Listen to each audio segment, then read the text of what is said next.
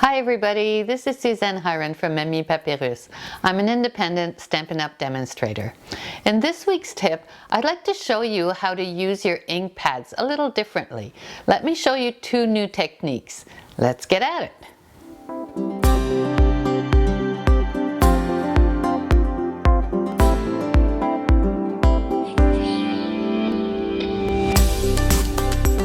This week I wanted to show you two different ways of using your ink pads with the blocks.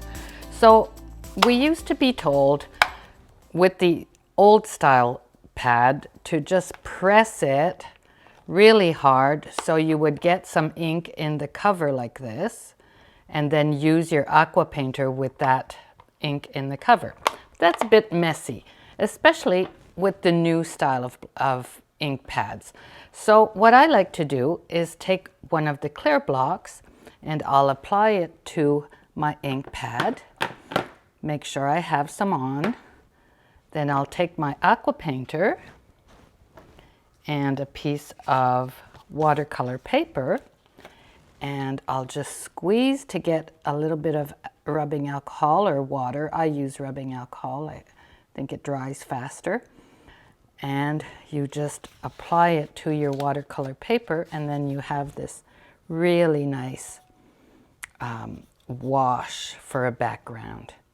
And you can come back and make it as dark or leave it as light as you wish. This one is just jade, and I think it gives you a really nice colored background.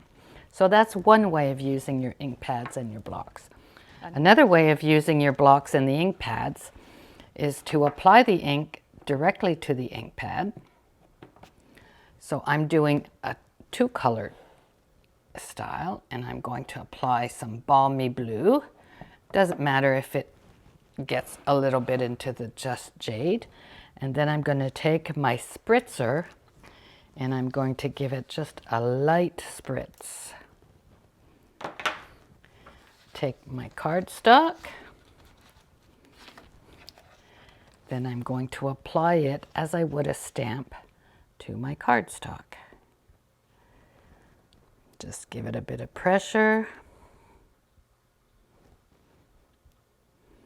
Look at that. So it gives you a different style background. You can add to it. You can adjust it a little bit with your aqua painter. But I think every time is a different look. And I really like this technique. So I hope you enjoyed this tip this week, and we'll see you again next time.